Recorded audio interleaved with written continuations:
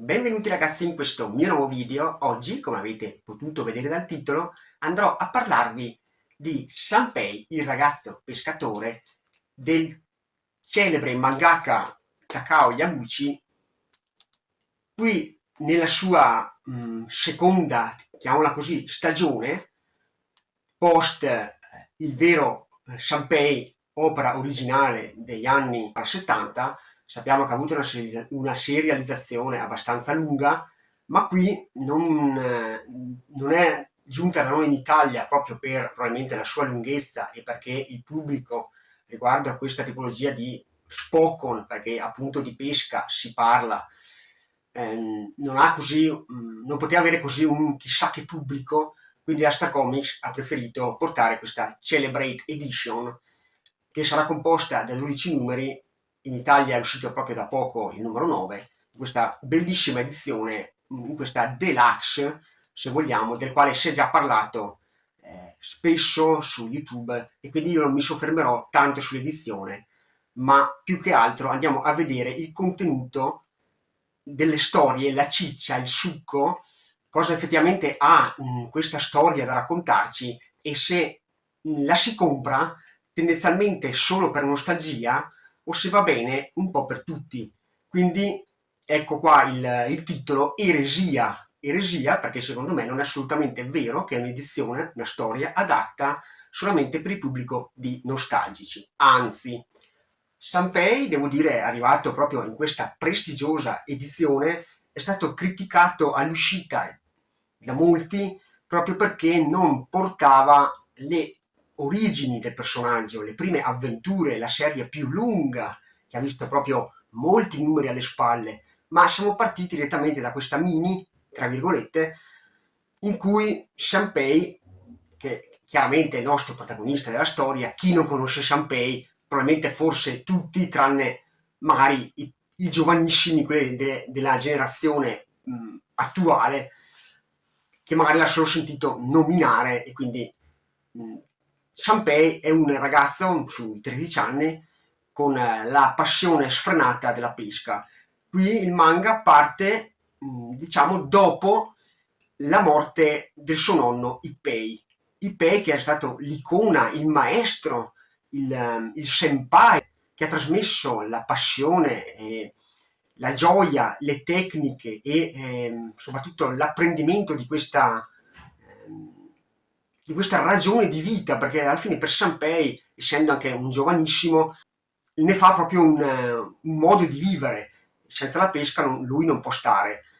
Ma vediamo un attimo chi sono i personaggi, come è strutturata la storia, e poi arriviamo alle mie considerazioni conclusive. Fondamentalmente, intorno al racconto non troviamo chissà quanti personaggi, troviamo appunto chiaramente, non poteva non essere così, Shanpei, il quale nelle sue battute di pesca molto spesso verrà accompagnato da un suo maestro molto esperto in pesca, dal suo amico Joshin, che spesso è in giro per il mondo per lavoro, e comunque quando ha la possibilità rientra in Giappone e va a pesca con il nostro Shanpei. Poi troviamo anche Aiko che non è altro che la sorella maggiore di Shanpei. Inoltre troviamo anche un'altra amica, un'amica d'infanzia che sono conosciuti sin da piccoli di Shanpei,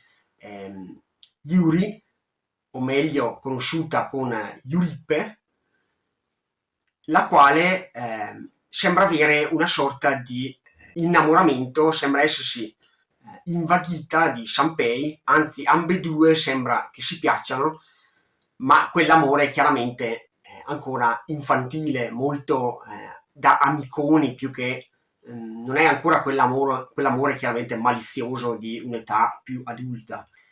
Ma veniamo subito al sodo, vediamo come si struttura il racconto all'interno di questi 12 volumi.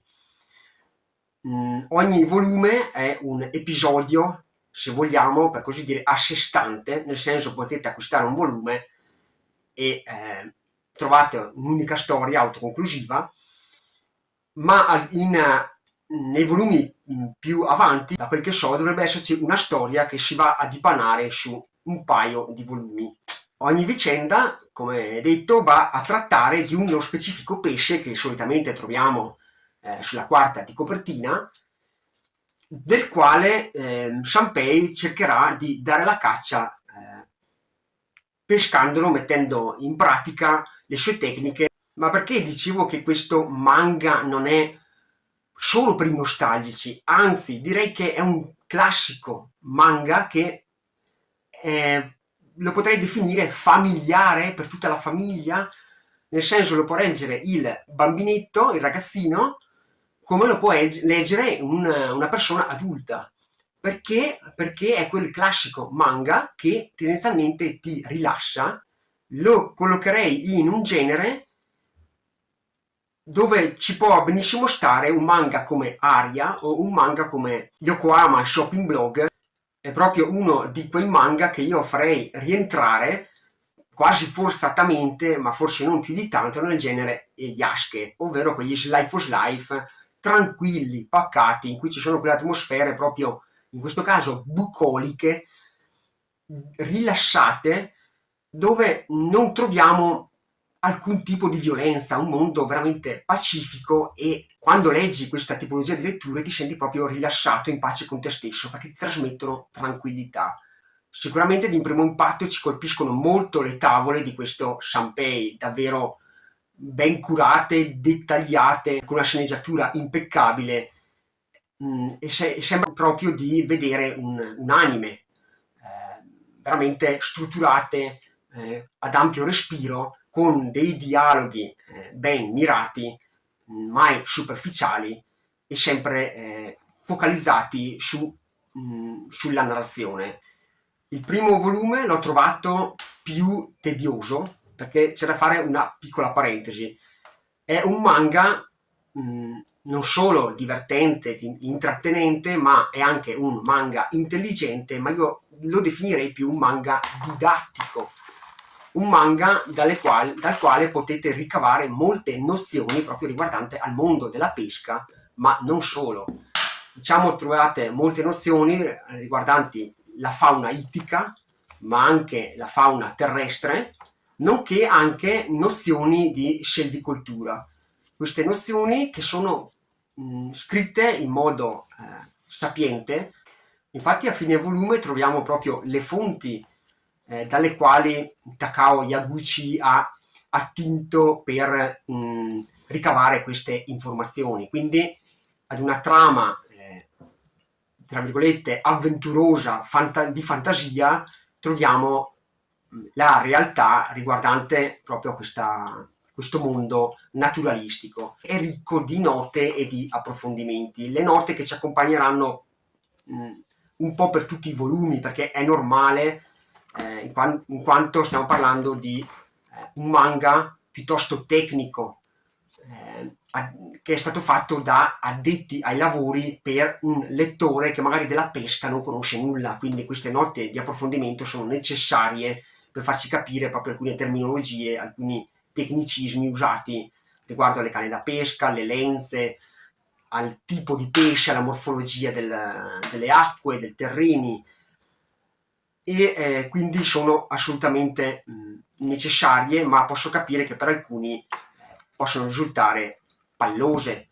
Ci può anche stare, ma per quanto mi riguarda non mi hanno dato assolutamente fastidio, anzi l'ho lette veramente con piacere, perché sono proprio quelle note che ti danno informazioni, ti danno cultura. Accanto a questa trama fittizia di caccia al pesce troviamo molto spesso, in più di un volume, diciamo, anche quell'aspetto legato alla leggenda narrata su quel pesce. Quindi troviamo anche un po' di folklore misto proprio alla quotidianità della pesca. Altra particolarità è che all'inizio di ogni volume troviamo una prefazione, e a fine volume troviamo una postfazione, una prefazione che tendenzialmente va a mostrarci un po' quello che tratterà il racconto fittizio, lo slide for slide fittizio su Shanpei e le sue avventure, ma ci dice sostanzialmente come Takao abbia preso ispirazione, da cosa Takao abbia preso ispirazione per scrivere questa storia, quel determinato racconto. E invece nella postfazione troviamo delle sue considerazioni sempre sulla realizzazione della storia e alcune aneddoti che lo hanno riguardato proprio lui personalmente, o mentre scriveva il manga oppure proprio nella sua vita privata. Ma cos'è a me che ha stupito, oltre sicuramente alla qualità del disegno veramente fenomenale? Ha colpito anche la trama, una trama che riesce sempre ad essere avvincente, perché lo stesso Takao dice a un certo punto nella sua postfazione che il problema principale è riuscire a rendere una trama sul mondo della pesca avvincente, perché non è una cosa molto semplice buttare su carta una storia che ti sappia coinvolgere, quando tendenzialmente la pesca è uno sport, lo definirei per molti, attenzione, per molti noioso, una perdita di tempo. E invece qua riesce proprio a rendertelo avventuroso, non dico un battle shonen, ma ti fa apprezzare tutto, perché man mano che scoprono più elementi su questi pesci, si scopre anche i ragionamenti con cui Shanpei riesce ad arrivare ad una conclusione tale che permetta di catturare questo pesce. Quindi è un ragionamento logico, studiato, non è fatto tac, butto la canna da pesca, tiro sul pesce e arrivederci e chiudiamo il racconto. Qua invece è proprio tutto studiato, ragionato, pensato come la mente di un pescatore che ha studiato e ha delle nozioni, oppure va anche a tentativi, proprio perché lui stesso vuole cercare il Shanpei stesso, ma anche gli altri pescatori che lo accompagneranno nelle vicende, vogliono migliorarsi attraverso la pratica della pesca, sbagliando anche, strutturato in modo intelligente e soprattutto, ripeto, mai noioso. Lo leggi proprio volentieri, almeno per i miei gusti, nonostante io non sia un appassionato, un amante della pesca. Per questo dico, non è un manga solo per nostalgici, ma va bene per tutti, assolutamente. Provate a leggerlo, dargli un'opportunità. Sono 12 €, ma l'edizione li vale tutti, e credo che anche in questa edizione il problema sia stato anche proprio la traduzione, perché qua devo dire che i traduttori hanno fatto un buonissimo lavoro. Probabilmente l'edizione ha il suo costo proprio perché la Star Comics ha dovuto affiancarsi anche di traduttori, di persone esperte, conoscitrici della pesca, perché altrimenti certi termini credo sia piuttosto difficile riuscire a tradurli e soprattutto contestualizzarli in modo corretto nella storia. Come detto in precedenza, è un manga dalle atmosfere molto tranquille, molto pacato. Talvolta troviamo un Shanpei che pesca in un lago, talvolta in un torrente, ma tutto in perfetta sintonia e rispetto della natura e dell'ambiente stesso. In conclusione, a chi consiglio questo manga, tendenzialmente, come detto, lo consiglio a tutti. Non fissatevi che deve essere per forza un manga che deve essere acquistato dai nostalgici, perché non è assolutamente vero. Anzi, io credo che il nostalgico si legge il manga e poi durante la lettura può venire in mente un qualche ricordo legato alla sua infanzia o all'anime, non il contrario, secondo me, perché comunque i gusti da ragazzino o i gusti per nostalgia magari possono essere effettivamente diversi quando si va in là col tempo e lo si legge, si prende in mano un titolo e lo si legge con gli occhi magari di un adulto e non sai se lo puoi apprezzare come quando eri bambino. Quindi se a voi tendenzialmente può interessare la pesca, vi incuriosisce comunque queste avventure davvero avvincenti ed emozionanti, nelle quali anche nel loro piccolo non mancheranno i colpi di scena, da piccoli, o credo forse ci sono ancora della Disney, dei giovani marmotte, ecco, mi viene da fare proprio un raffronto con questa tipologia di fumetto. Nell'augurarvi buone feste Mi raccomando, un bel pollicione, commentino e iscrizione se non l'hai ancora fatto, e al mio prossimo video. Ciao Kai!